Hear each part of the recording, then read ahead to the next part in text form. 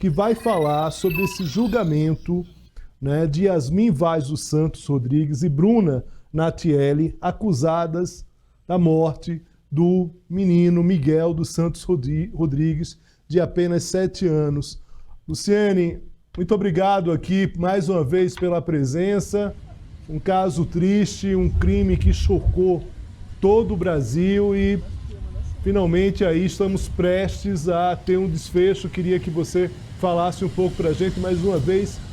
Uma alegria ter você aqui no Poder Expresso. Muito obrigado. Oi, boa tarde, Léo. Boa tarde a todos. Sim, é um caso muito chocante, né, que gerou comoção nacional em todo o país.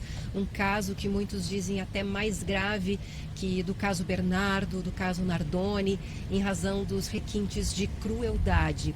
Bom, nesse momento aqui do segundo dia do julgamento, a gente está na fase de réplica e tréplica, né? Ou seja, agora é o Ministério Público que está fazendo a réplica da fase de debates e depois a gente finaliza então com mais 2 horas das defesas. Pela manhã a gente teve os debates entre acusação e defesa e aí eu vou contar um pouquinho como é que foi, né, esse dia aqui no Fórum de Tramandaí, no litoral gaúcho.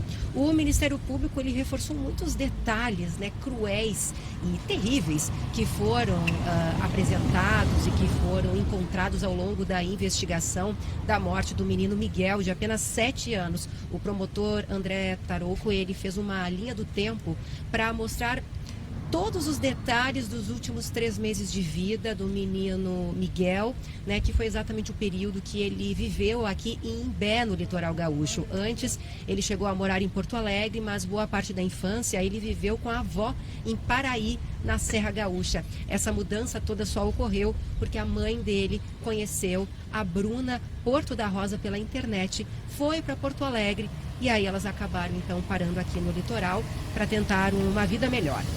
Bom, o promotor ele mostrou vídeos, né, que circularam muito na época do crime, lá em 2021, vídeos que foram capturados dos celulares das duas réis. Um desses vídeos é extremamente revoltante, né? A madrasta, ela ameaça, humilha o menino que está preso dentro do armário, dizendo que se ele fizer xixi nas calças, ela vai espancá-lo.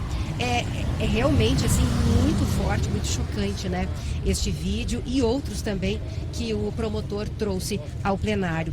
O promotor André também mostrou aos 7 jurados, né, alguns elementos encontrados, apreendidos ao longo da investigação, como cadeados, correntes que eram usados para prender o menino, um caderno, Léo, que o menino Miguel, nesse caderno, precisava, era obrigado a escrever e repetir frases como: eu sou ruim, eu sou malvado, eu sou ladrão, eu não mereço a mãe que tenho. Então, é um elemento, né, que a investigação apontou como extremamente importante para mostrar a tortura psicológica a que era submetida o menino. Segundo a investigação, né, quem não lembra dos detalhes desse caso, o menino Miguel dos Santos Rodrigues, de apenas 7 anos, ele era submetido a tortura frequente, ele foi dopado com antidepressivo, ele era agredido com muita frequência e nos últimos dias de vida, no final de julho de 2021, ele foi espancado, ele era desnutrido, quase não se alimentava. A mãe chegou a dizer na época que ele pesava menos de 20 quilos. E aí, no dia 28 de julho, Yasmin dos Santos Rodrigues e Bruna Porto da Rosa, né, o casal das duas mulheres, teriam verificado que o menino estava morto, colocaram ele dentro de uma mala muito pequena e aí na madrugada do dia 29 de julho, elas enfrentaram uma noite muito gelada, na época foi uma das noites mais frias aqui do nosso estado, daquele ano, e levaram até o rio, onde ele foi então jogado nas águas e esse corpo nunca foi encontrado. É um rio que deságua no mar, né? E em razão das correntes, o próprio corpo de bombeiros na época dizia que poderia ser difícil fazer esse resgate e encontrar este corpo. Bom, pela manhã também, agora à tarde, na verdade, nós tivemos a fase da defesa da Yasmin, que garantiu que não, que ela nunca torturou o menino, que quem fazia isso era, na verdade, a companheira dela, a Bruna. reforçou que a mãe deu uma dose de antidepressivo, 1,5 comprimido de fluoxetina, e que essa dose recentemente teria ficado comprovado que não teria condições de matar o menino. Admitiu aos jurados que sim, eventualmente, Yasmin batia no menino, mas que naquele dia, na verdade, ela saiu, teria ficado fora em torno de 1 hora, e quando ela voltou é que teria encontrado o menino já sem vida, roxinho e gelado no chão, e a companheira, como ela disse, em posição fetal embaixo da mesa, dizendo que Miguel estava morto. A defesa destacou que Yasmin nunca quis matá-lo, né? Disse que não está aqui para pedir a absolvição, mas que a única culpa de Yasmin foi de ter colocado Miguel sob a responsabilidade da companheira naquele apartamento, deixado às tardes enquanto ela ia trabalhar. E por isso pediu que ela seja condenada por homicídio culposo, né? Quando não se tem a intenção de matar, e claro, né, Léo, é um crime com uma pena muito mais branda. E também disse que sim, que ela confessa que a ocultação de cadáver, ela também tem culpa.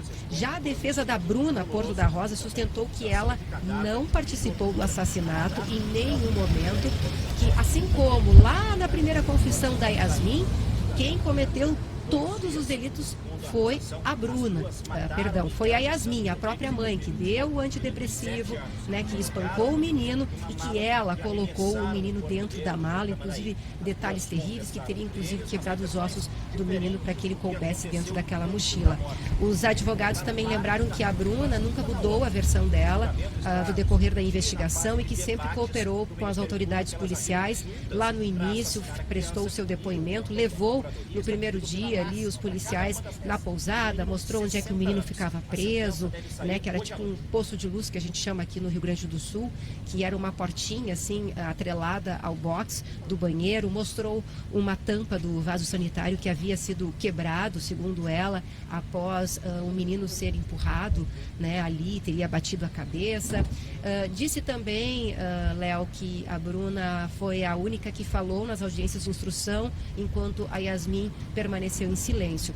Então, a gente vê, né, que há essa estratégia das duas defesas de tentar tirar a culpa do crime principal, que é o homicídio doloso, né, que elas ainda têm 3 qualificadoras, porque é um homicídio triplamente qualificado, que é o motivo torpe, né, porque a criança seria considerada um estorvo, um empecilho na relação delas; motivo cruel, já que foi administrado o medicamento, né, o antidepressivo, ele nunca teve um socorro médico; e também a impossibilidade de defesa da vítima, já que ele não tinha qualquer condição de sequer pedir socorro.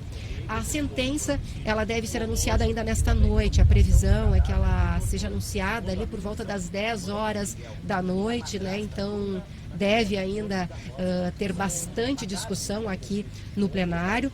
As duas mulheres, reforçando, elas foram presas lá em 2021, então, na verdade, elas já estão cumprindo a pena, Léo, desde lá. A gente segue acompanhando aqui até o fim desse julgamento, né? Sentença que é tão esperada por todos que acompanharam esse caso e que pedem por justiça, né?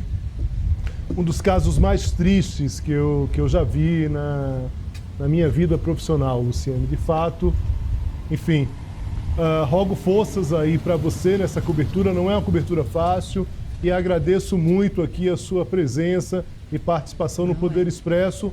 Bom trabalho, né, dentro do possível, bom final de semana para você. Forte abraço. Obrigada, Léo. Pode chamar sempre, que a gente está sempre a postos.